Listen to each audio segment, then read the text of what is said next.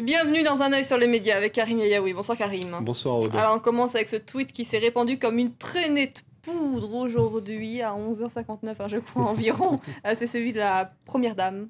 Alors la compagne du président qui soutient un candidat dissident du Parti socialiste qui se présente face à l'ex de son compagnon. C'est un petit peu compliqué, mais en tout cas c'est détonnant comme mélange. Alors ce tweet, je vous propose de le redécouvrir, c'est le compte Twitter de Valérie Trierweiler. Courage à Olivier Falorni qui n'a pas démérité, qui se bat aux côtés des Rochelais depuis tant d'années dans un engagement désintéressé. On l'a beaucoup vu ce tweet. Mais là où ça pose un petit peu problème, c'est lorsqu'on voit la profession de foi de Ségolène Royal, on voit François Hollande qui la soutient de façon très claire. Alors cette affaire a fait énormément de bruit, on en a beaucoup parlé sur les réseaux sociaux. Sur Libération, on dit que c'est une bombe à fragmentation que cette histoire. Alors c'est vrai que ça a fait beaucoup rire sur les réseaux sociaux. Les réactions ont été nombreuses. Par exemple, Olivier Schmitt qui écrit Valérie Trierweiler, c'est la première gaffe de France. On sait qu'elle n'a pas envie qu'on l'appelle première dame de France et beaucoup se sont amusés à lui trouver un autre titre. Et puis Dany, qui sur son compte Twitter écrit Valérie Trierweiler et Ségolène Royal, première dame de France. Alors je sais que... Premier drame de France. Premier drame de France, exactement. Je sais que notre chef d'édition, Tamara, l'avait trouvé. Je ne sais pas si elle l'a trouvé avant, mais en tout cas, c'était un des titres qu'on pouvait trouver sur les réseaux sociaux.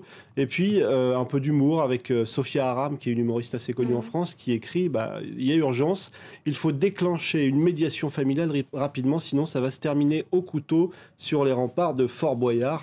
Fort Boyard, c'est juste à côté. Juste en face de La Rochelle. Exactement. Et puis évidemment, des tweets plus politiques, il y en a eu, comme celui-ci, celui de KRS TV qui écrit Valérie Trierweiler continuera d'expliquer qu'elle est avant tout journaliste. On a un petit peu de mal à suivre, laisse-t-il entendre. Et puis Jean Quatremer, le correspondant de Libération, qui écrit soutien.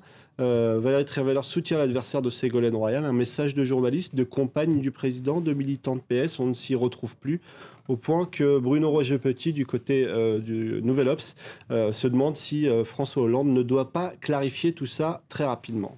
Mais oui, puisqu'une journaliste en principe ne prend pas parti, sauf en France, avec les médias d'opinion. C'est vrai qu'on a assez l'habitude. Alors des réactions politiques très nombreuses, évidemment, ce soir après ce tweet. Ouais, évidemment. Alors Éric Ciotti, du côté de l'UMP, qui écrit dans l'air du temps et dans l'actu, dimanche, renvoyons les socialistes au théâtre plutôt qu'à l'Assemblée. Évidemment, il fait référence au deuxième tour des élections législatives. Nadine Morano n'a pas pu s'empêcher de tweeter.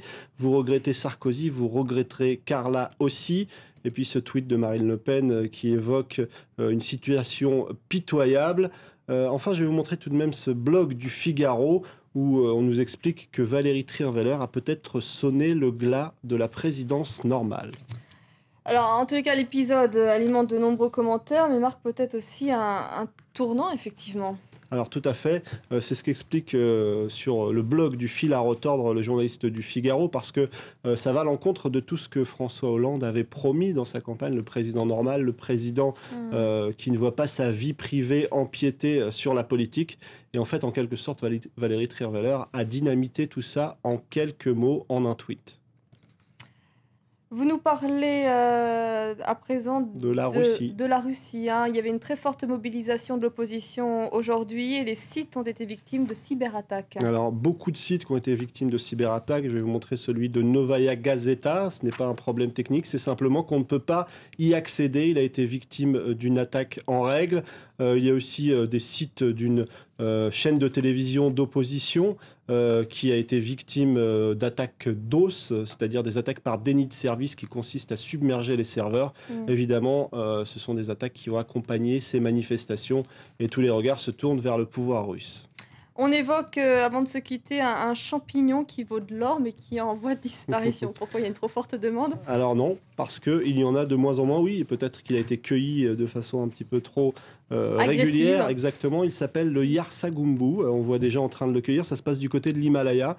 Pas mal de sites d'information en parlent, et même au-delà de cette région du monde. C'est un champignon qui a des vertus thérapeutiques et aphrodisiaques. Et les Chinois se l'arrachent. Ça vaut un prix d'or. Ce n'est pas simplement une image. C'est à peu près 2000 € les 100 grammes. Il paraît que c'est très efficace. L'année dernière, ils en ont cueilli entre 150 et 200 pièces. Cette année, seulement 30. Les prix vont flamber. Merci beaucoup, Karim, pour cette chronique ce soir. Un œil sur les médias.